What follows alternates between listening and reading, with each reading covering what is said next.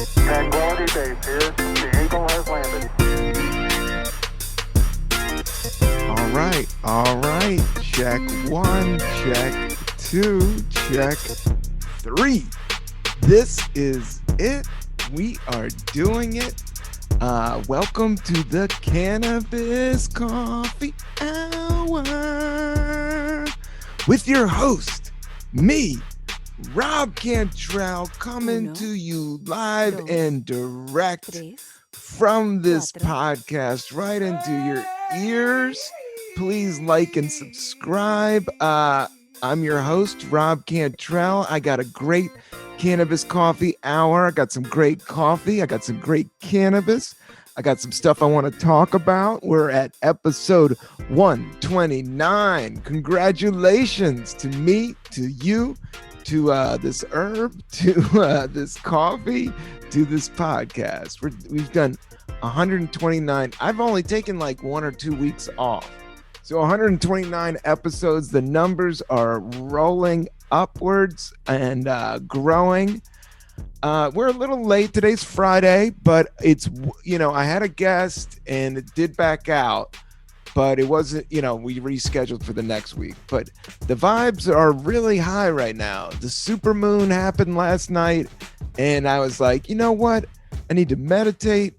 I need to get to my square one, and then I'm going to start all fresh. I actually did kind of a hurried text to a very big guest, but I wouldn't say big. Nobody's big compared to what the universe is all about. How little we really are. But just the mightiest stuff comes from the littlest stuff. So, things grow and evolve. And so like and subscribe to the Cannabis Coffee Hour, because I love coffee, I love cannabis, and I love doing this podcast. Today, I'm at the very end of my French press. This is called Brooklyn Lab Coffee Science. This bag of coffee wasn't too expensive. This guy, I see coffee companies are popping up everywhere because I think it's really simple to do it, and everybody drinks coffee, and I love this stuff. I'm at the tail end of my French press, and I had like a leftover cup from last night, and this is what I do. I put it in the refrigerator, and then in the morning I use it like as a shot of espresso. This is Brooklyn Lab Brazilian medium roast. And they say medium roast, whole bean. Everything's like in really super simple font. It says 408 Fahrenheit. So I guess that's the roasting. So I guess, it's kind of like when you're cooking beans, you're pretty much just cooking them. So it's at 408. Like if I'm making banana bread, that's only at 375. 408, that's pretty hardcore. It's not the most hardcore. Some of those super ovens go up to like 800. If you talk about pottery kilns, they go up to like the thousands. This is a great cup of coffee. And I know that the price point is like half to like Stumptown or Intelligentsia. Check these guys out. It is a really good medium roast, low aesthetic, acidity. You can just tell, like, after a while, I can just tell almost the grade of coffee it is because I drink so much. Like I could tell Starbucks, I could tell Stumptown, I could tell Pete's probably. I can tell like just off of smell and taste. But this is Brooklyn Lab, and it has a really good taste, just as good as some of those. And the fragrance, a lot of stuff, it comes down to fragrance. And that's the same thing with cannabis. I got some of the best cannabis probably in New York City right now. It's called Sweet Diesel. Now, Diesel is my favorite. I know people are not into strains and not, they're saying, because every plant's a little bit different. That's what's kind of cool about cannabis, in the strains and how they breed. And they try to recreate like a certain thing, but it's through evolution and genetics, things just keep on flowing and going. But this is a Sweet diesel. So it's kind of like sour diesel, but it's a little bit different. And I know this is from a small batch grower. This is like probably some of the best herb I've seen in a long time. Dense, deep, red hair nugs of goodness. And it has that punch. The thing about sour diesel, it just has this certain punch that makes you want to write 90s rap songs. It definitely, if you want a Styles P verse, if you want to rhyme like the Locks, definitely get yourself some sour diesel. It's just a good New York, very good creative. For me, I always find it very good for the creative, and you can kind of sleep on it. And it has kind of a really cool smell, and it kind of gives you an overall good feeling. The only thing is it's almost too good, and I end up firing so much of it, and by the end of the day, I'm looking a little cross-eyed. But it's glorious. Let's have some. Now, I've been enjoying my new piece from Marley, from Bob Marley's Marley Select. I forget, like, they're wooden and glass. I talked about them on the last episode. I have them on the IG. Check out the IG. But yeah, this is one of my favorite pieces. It's called the Taster, and it has a wooden tip at the bottom. I mean, it has a wooden, like, it's not a suction cup, but a mouthpiece, I guess is what it is. And it's glass. And I've never found anything better than glass to smoke out of in terms of like resonation and all that. So I've always liked a little bit of good cannabis. And then the other thing is I did mix. This is such a good herb, but it's like, it's powerful, man. It's a, it's not messing around herb. So I did buy a CBD joint from this place that was called Plant Life, and it was a coffee shop in Brooklyn. There's literally coffee shops everywhere. I mean, I'm so excited to keep doing this podcast because I haven't really, we've been going heavy for a year in the quarantine. So eventually I'm going to take this out. You'll see more videos on the Patreon. Sign up for the Patreon, Rob Cantrell Coffee. More videos, more interviews. You can see a full interview with Bill Burr live, me hitting one hitter. Well, I think I hit the one hitter once or twice. He was about to do Saturday Night Live, and I don't know if he knew I was smoking pot, but I didn't even talk about it. But nowadays, herb is getting so legal, and that's what I love about it. So I've just been trying to position myself for the legal market. I'm not a super dab master fresh. I like dab life. I understand it. They got some good beats. Shout out to all the dab masters out there. These dab masters, if you're into doing dabs, you're definitely making some beats. You're making some serious ill beats. Music and cannabis, there's something connected there, man. There's something really connected there in terms of tone and energy. I've been listening to like a lot of like Heal Your Aura on YouTube, like 790 hertz, like home, like total vibe out. I'm about to get a massage at a place where the girl has a shaved head and a tattoo of a tarantula on the side of it, and is drinking a light matcha coffee. I don't know, some super hipster shit. But I think vibes and sound waves definitely, I think it's like massaging your brain. The more I've been doing meditation, and I have been almost meditating. I used to smoke more pot than meditate. Now I'm almost 50-50. But I did do 20 minutes today before the herb, which was really good. And then I did 20 minutes last night while kind of on the herb. But I have to say, it's harder when you're a little bit on the herb to keep your mind from wandering. But lately I've been trying to just like, oh, there's my mind. There it goes. There's the wander. Look at that. Look at that. Like, it's almost the realization of those thoughts not meaning anything, and they mean stuff, but it's like, if you look at it in a bigger picture, in a universal picture, in a more natural picture, conceptual thinking, like that's what I was like when I first started studying meditation.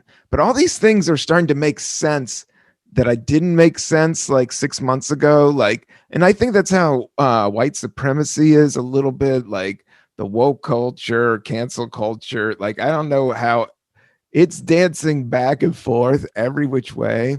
I don't know. Maybe it's because I'm in comedy, so I see these like melodramas play out online, and I don't want to get involved.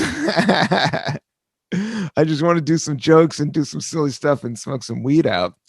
Um, but I do think life changes and things are that's and the more you attach your ego, there's something about attaching your ego and retro feelings. Like you almost want to just keep on living in the future, but you got to respect the past.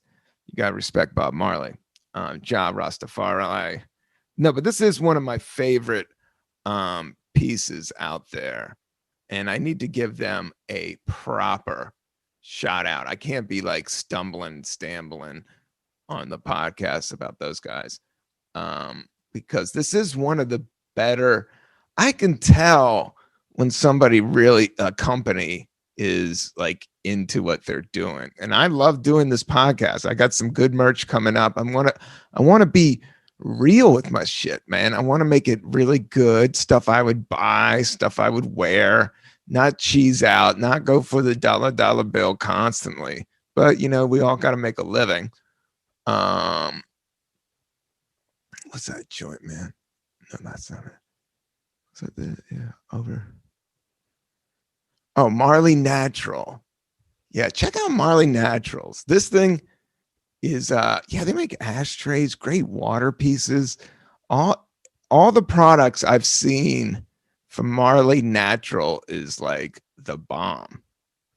Like I got this taster, and it's like their glass one hitter, but it's like a glass one hitter with a wooden mouthpiece. Now I'm looking at there's a whole set, like it kind of holds like 4 joints in one of these things and then a couple nugs.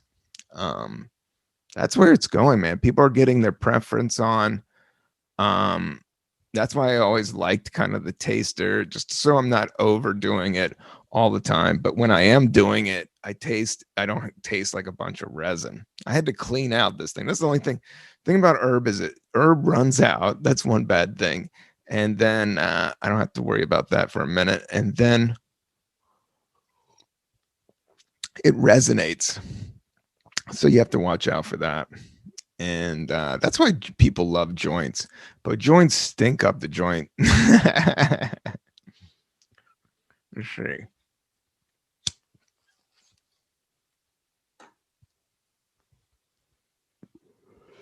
Yeah, so I bought a CBD spliff at this Supernatural CBD coffee shop. So they're all over the place, but this place was odd. It was house plants. Like they were selling ferns, they were selling like orchids, they were selling all these different. They were playing succulents. I got a succulent, man. I love that name, succulent, the best plant. What's up with that plant? It sucks. I mean, it's a succulent. That plant sucks. I mean, it's a succulent. Succulent are like these ivy. I don't know. They're kind of like light cactus light, or they're like ivy. I got a snake plant and I got a succulent plant. And then I got like a old school house plant that only grows like off the side. It's almost like an alt rock or like a new wave rocker. Like it only grows its leaves on one side of the pot. But but those leaves go really like it hangs down like a crazy cowlick. All right. So the thing about buying pre-rolls, so I just took the CBD I didn't want to buy a bunch of CBD. I threw away a bunch of CBD flower. It was giving me a headache. I was like, this shit's whack. Some of this stuff is like sprayed. That's why I think small batch cannabis and knowing where, like I was talking to the dude that I got this from, like one is small batch and then one's like a California super, sealed legal cannabis company. But the thing is the quality of the boutique grower, the smaller grower, it's going to be better. And that's why it's like, great sour diesel punch. Because it's a small, you can't mass produce dope stuff. Or you can, or just when you do that, you lose what kind of makes it dope. That's why, I'm really excited about just doing this podcast solo sometimes. Is just getting a pace for it and tasting this wonderful cannabis and having a great cup of coffee and reflecting kind of on just my life, man. I was talking to an old friend from San Francisco, my old roommate, the guy I rented a room from. This dude was an old hippie. He was an art teacher. And my buddy Mike, and I used to rent a back room from him. And he was an old Grateful Dead fan, and he was partially blind. And he had this great story. I mean, we talked, and it was better than any type of movie. The story was, so he was so we were talking about the Grateful Dead. We were actually at the same Grateful Dead show in 96, I think it is, at RFK. The only time I saw him, and he was like, yeah, the only time I saw him was on this date. And I don't think they played there that much. And I always thought they did, but I think he's right, because that was like a huge stadium. And the Grateful Dead, I mean, they still can do like huge coliseums now, but it's kind of just a different gig. Like they kind of were like this underground psychedelic rock band for so long, and then Touch of Grey hit the radio and it got MTV play. Like they played that video on MTV. If your shit got played on MTV, everything like pop culture was just like so confined in these like 4 or 5 channels. So if you ended up in that channel for a while, I mean, you were just selling, you were like Pepsi or Coca-Cola. So they got this top 40 hit, Touch of Grey, and the concerts were like selling lots of tickets. I remember kind of the vibe because the parking lot was so fun and you wanted something to do. And it was such a summer, everybody's just smoking weed, drinking, hanging out, man, and listening to the fucking Grateful Dead. Can't get much better than that. And you can't get, and that was the best place for the best herb. Everybody's smoking herb. Nobody cares. Nobody's judging you. They needed to happen. The Grateful Dead had to happen. They were the introduction to LSD into the American psyche, into the world psyche. That was the mainstreaming of it all. I guess psychedelics and LSD happened in San Francisco. And oh yeah, that's what I was talking about. San Francisco. My buddy Mike Carter. Yeah. So he was an old hippie. He saw the band. He saw the band like with Robbie Robinson and Levon Helms and all them, like in San Francisco, not at that show that's on the Last Waltz. That's a venue that did close down, but San Francisco has all these like old theater spaces. I saw Run DMC, but not in their heyday, like towards the end, like right before. I think I might have saw Jam Master Jay and Run DMC. They played this place called the Justice League. The Justice League in San Francisco, and it closed down, but they had hip hop shows and they also had like house music. And it was like, it wasn't like the Warfield or like the Fillmore. It was like the third tier of those mid-sized venues. So you could get away and they would just have weird acts. Like I saw Run DMC, and it was the full Run DMC, but I remember it was somebody that opened up for him. I forget who opened up for him. I think they had some funk band or something. But I ate mushrooms that night. That was one of the last times I ate mushrooms. And I saw Run DMC at the Justice League with this girl, this hardcore hippie girl who always helped me out, always got me a herb or whatever. We were not romantic involved. We were just friends and workers. What was her name? Melody? Madeline. Shout out to Madeline. And she was like a super earth mama. but she got tickets to Run DMC and she got tickets to High Sierra. She liked live music. I always liked live music, always went to live music. And then comedy kind of kicked in, and I didn't go to as much live music, but I run into live music. And that was the good thing about like performing in San Francisco, was I got to go to, my first check was from Bill Graham Presents. If you don't know, Bill Graham was like the best rock promoter, or like the reason why Grateful Dead and the Fillmore and that whole like early American rock and roll psychedelic scene, Summer of Love, like he was a major player in booking the venues and booking the band and making the scene happen. And but he ended up owning all these performance venues, and he ended up owning the Punchline Comedy Club. And that's where I started in San Francisco. So my first check was from Bill Graham Presents, the first time I performed stand-up comedy for money. But yeah, my buddy Mike Carter, so he was a huge Grateful Dead fan, and his friend had tickets to this venue in Palo Alto, which is like an hour away from San Francisco, but it's kind of like this cool hippy dippy, like mini town suburb type place, but it has a couple venues and like record stores. And I think, I don't know, maybe there's a college there, or maybe there's a vineyard. I don't know. California is so big and so vast and in its history and everything that it's hard to get your head all the way around it. You know, I only lived in San Francisco for 3.5 years, and then I lived in LA for about 2 more years. So my full time in San Francisco or in California was from 99 to 2005.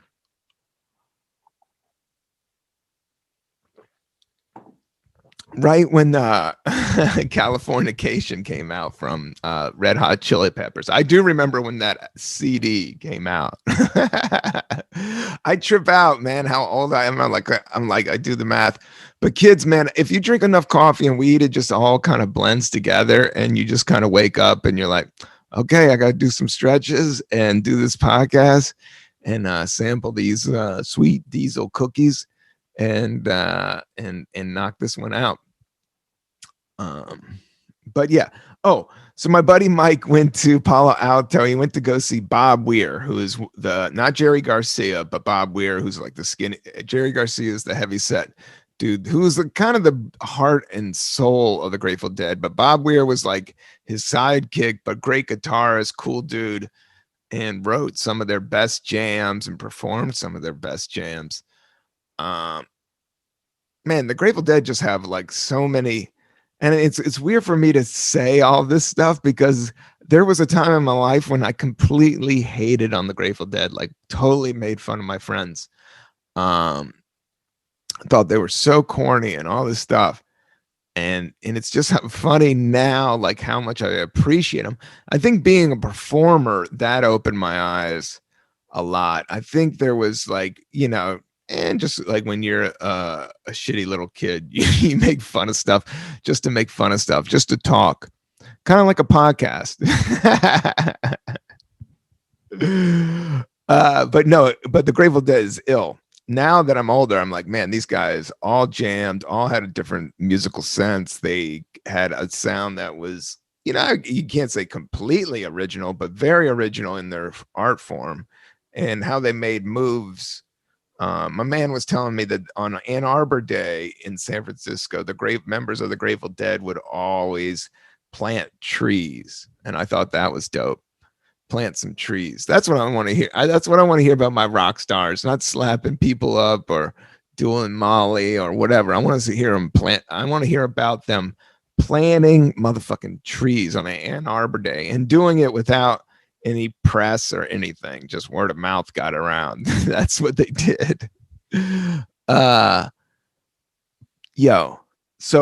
Yeah, my man went to the show. He went to the Bob Weir in this small venue. So Bob Weir had this side project, and he went with a friend of his. And my friend Mike is partially blind or pretty much fully blind, but he doesn't really rely on it, and you can't tell unless you start talking to him. And he went to this concert, and his friend ditched him. His friend got drunk and started talking to a girl and ditched him. And so he was stuck at the venue at the end of the show. And it's like an hour and a half from his house. And it's at night. And this was before cell phones. And he's wandering around the parking lot and he doesn't know where he's at, or he can't find his way home. And everybody is left except for the door person in this small like rock venue. And in California, especially out in Palo Alto, this is like around Marin and up there. I think I might be bullshit. This was like, but this in Northern California, this is like they didn't have the mafia; they had Hell's Angels. So the Hell's Angels, there was a Hell's Angel that was working the door, a motorcycle dude, like the original Cat, the original G. And the Hell's Angel was like, my friend went to the door and he was like looking around or something. He was like, "Hey man, are you all right? What's going on?"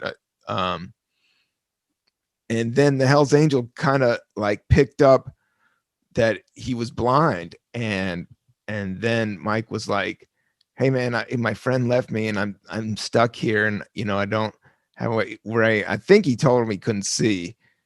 But the guy was like, "Okay, hold on, man. Just don't move. Just stay right fucking here." And he said in 5 minutes comes Bob Weir from the Grateful Dead, drives around in a brand new Mercedes Benz with his friend next to him. And the Hells Angels like, "Hey man, Bob, thanks for giving this guy a ride home." Like, I guess they told him like my friend lives like over by Cow Palace. I lived in this house over by Cow Palace, which is in San Francisco, and not in the best neighborhood, but my friend owns the house. Like, it's this old house. And he told him the address. And Bob Weir ended up giving him a ride home from his own concert. So I always thought that was a dope story. And I just had just been thinking about the Grateful Dead, and I've been thinking I'm trying to book a gig in Humboldt. I'm talking to this cat. I want to say R.I.P. to Paul Mooney, comedian, Richard Pryor's right hand man, headliner. I saw Paul a few times. I always liked him. I always liked his style. I always got him. Chappelle's show, he killed it. I thought that was like at his apex. His stand-up was always funny. And I saw him at the Laugh Factory, like in small crowds and at Caroline's, and I'm lucky to say that. And at a Caroline's Christmas party, he walked by me, but my friend, I won't call it out, but my friend was like, "Man, people are nice, in comedy. Don't worry, and I was just like, I was playing in the cut, I'm not the most social guy. He goes, "Watch this." And we kind of work with Paul Mooney. Like, we see, you see the same general dudes over the years. But I never went up to him. I never worked with him. Maybe I was on a show once or twice, maybe at Caroline's when he closed it or something, but not really. He always had his own hour. They used to, Caroline's would have Paul Mooney every weekend at midnight. Like, he had a kind of this good gig. He had like, for like a long ass run, always like would work Caroline's, but Comedy Club, which is it's one of my favorite. Punchline and Caroline's Comedy Club. I mean, I grew up and I probably had seen, Caroline's Comedy Club and the Punchline Comedy knew me when I was single and ready to mingle, knew me when I was married, and then knew me as a married guy with a kid who had been around. They saw me when I was young, and now I kind of know what I'm doing around stand-up when I'm booked at those venues. So it's great to, and sometimes I see people at those venues that knew me like from the very beginning, and it's just so great. Yeah, man. So I can't wait to get back out into stand-up. Oh, Paul Mooney, yeah, rest in peace. Oh, at the Christmas party, he's like, "Hey Paul, what's up?" And he's like, "Get out of my way, motherfucker." I don't know you. He said something like that, and I think I busted out laughing. My friend just was kind of bummed out because he was trying to show me up, trying to act like he was the big time, and I knew better, but I didn't know better. But I won't say the dude's name. But that was funny, and I think we were all laughing. Rest in peace, Paul Mooney. I've been listening to a lot of lo-fi beats. That's kind of been my thing, is doing that, putting on like that Zen, like, like emotional detox vibration, and it has like 5 Buddhas on it and streams and shit, and you're like, but some of them are dumb, some of them are awful. Some of them are but then there's some, so it's hard to, it's just almost your mood or what helps your brain. I do think it's like a way of massaging those tones, a way of massaging your brain and your heart, and kind of keep everything kind of vibrating. It's all vibes, man. So this coffee is legitimate. Oh, I did a comedy show. Speaking of Paul Mooney, I've been doing a lot of, I know I'll release the music when it's time to release the music. So I have been in the studio more or less, meaning opening the application GarageBand, which I actually edit on this podcast. So please like and subscribe, sign up for the Patreon, mad merch, mad shows, mad weed, mad coffee, happy herb, happy coffee, happy shows, all coming your way, to a brighter new day.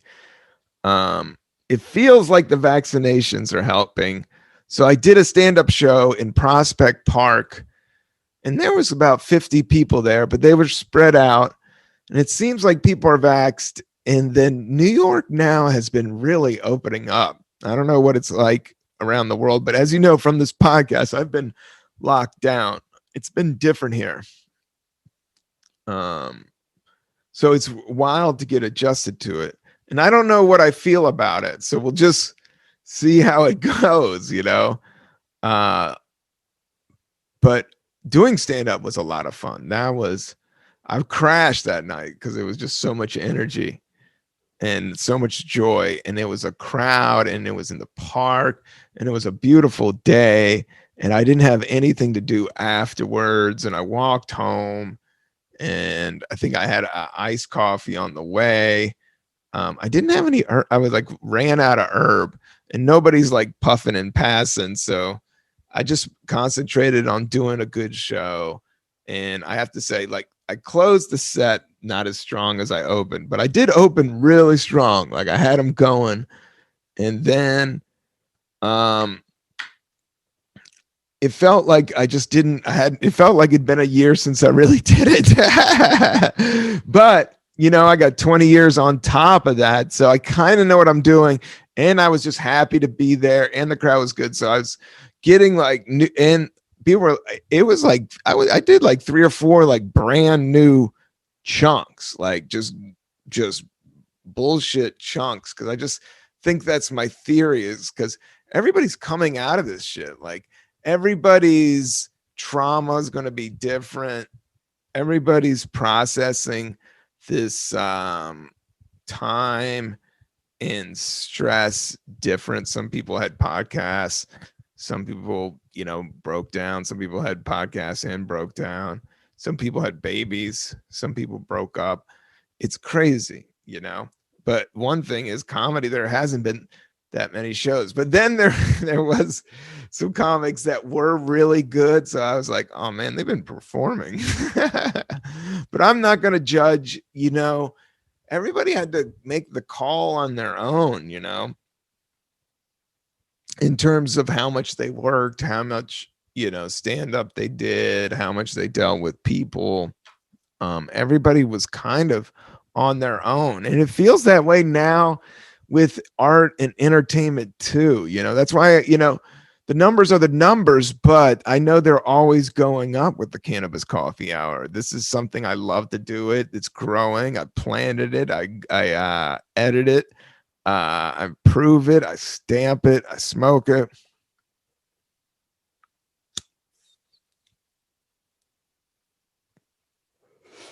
It's one of my favorite things.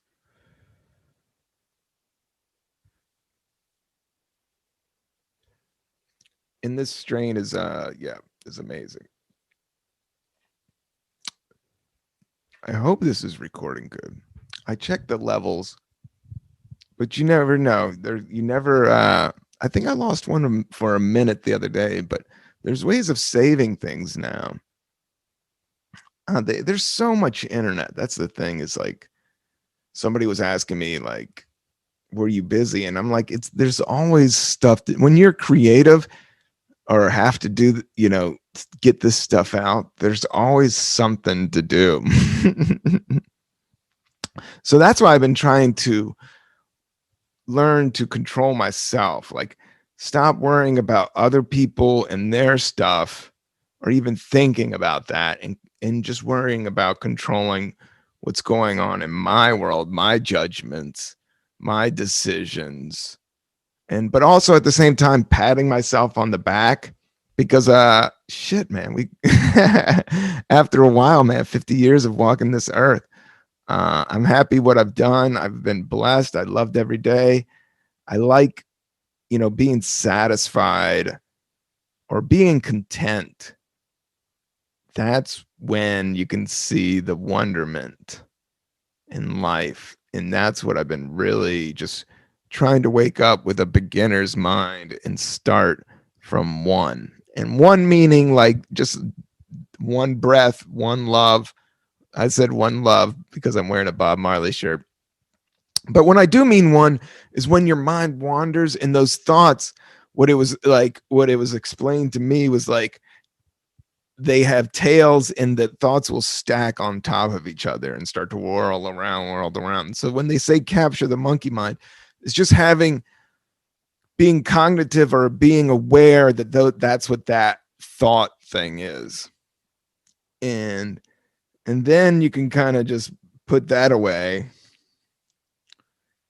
And where was I going with this?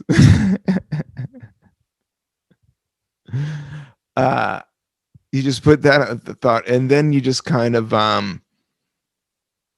just beginner's mind, and just kind of like vibe out on what you're vibing on in the moment, and try to go towards the higher decision, the nicer decision, the more kinder decision, and things work out. That's what I'm like. I'm not gonna worry about the bigger shit. I'm just gonna worry about the smaller shit right now. And that's why I do love this Marley Naturals taster piece, this great cannabis pipe. Check them out. And I just have a plain coffee cup. I've been drinking it black right now. I do oat milk, but then towards the end of the day, like towards the last couple cups, I try to like I try to just go black. And then right before this podcast, I did eat some fish. I've been good about eating salmon, but I've been mixing it up. Like I'll eat salmon and then I'll eat a taco, and then there'll be too much of like, I went too crazy. Like the spices went too crazy and my stomach's like trying to process all of it. And then I throw more coffee and a couple bowls and then like a half a edible. And then I'm like, shit, I gotta edit that thing. And then I'm like, oh man, this is awesome. No, I'm just saying like, you got to watch out what you're eating if you're smoking a lot of herb, because everything tastes delicious. And then you like almost go too much, too much diversity and too many sweet treats. Water is always good. Seltzer's always nice, but water's always good. Love me some water. I got a nice glass of seltzer over there. I made this bomb ass banana bread and I put 2 marshmallows. They were vanilla bean. They were like these high-end marshmallows that we never did anything with. We were supposed to do something like some dessert and I never did it. And they were almost like starting to go, but they didn't. I mean, it's just like sugar. So it's just like really getting gooey. And I was like, oh, I'll just put it inside the banana bread. So I made this bomb ass banana bread. I had 3 bananas. The thing about banana bread is the more blacker the banana, like the more rotten the banana, the better. These things were rotten. I had 3 practically water bananas, man. These things, I mean, it was just, they were 3 black bananas, and that's what you make bomb ass banana bread with, because I had some brown sugar, I had some regular sugar, and then I had some syrup. And then I did that with some cinnamon. What else did I do? And I put some chocolate chips, and then I put some nuts from like some trail mix that I had. And it was delicious. And 2 eggs. I whipped it all up into this like delicious goo. 2 eggs, all that sugar. A half a stick of melted butter. What about that? That's what you did put in that banana bread. That got in there. So that's supposed to be in there. And some baking soda. And whip that up. Mama told me not to spell work. Migos. I've been listening to that Migos song. I like the Migos. But they're not talking about cooking banana bread. But my banana bread, I can cook it. And sometimes it's good and sometimes it's bad. Just like everything. Just like this podcast. Sometimes the Migos are good, sometimes they're not. Sometimes lo-fi beats, I've been pumping them, meditating 20 minutes in the morning, 20 minutes right before I go to bed. I got a yo-yo. I've been doing a yo-yo just to get off. I like being off the internet, but I am getting excited. I need to take more bud shots. I got some great herbs, so I'll take some shots of this herb and put it on the Instagram, IG Cannabiscoffeehour. Hopefully, I worry about it getting taken down, so hopefully I don't think it will be. It's not too nefarious or, I don't know, illegal. It's just some good herb. Playing a little guitar, mixing some beats, having fun, drinking coffee. I love you. Check out Brooklyn Lab Coffee Science, Brazilian medium roasted whole bean. If you want quality good coffee, check them out. I dig them. Marley Naturals for a nice piece. It's brilliant. I got a lighter by Bic. None of this, I'm getting paid to say any of this. I'm just giving you the vibe.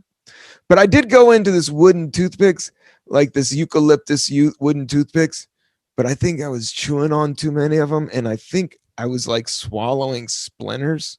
So I stopped them, and my throat stopped hurting because it started to hurt a minute. I was like, maybe it's these fucking toothpicks because I've been just eating them.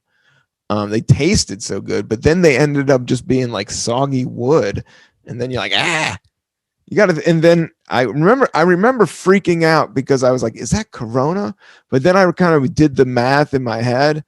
And that's when I talk about talking from the one. Maybe I'm coming back to the one, is just this one breath. And that is the real you. Is like, that's me right there. Like, that's it.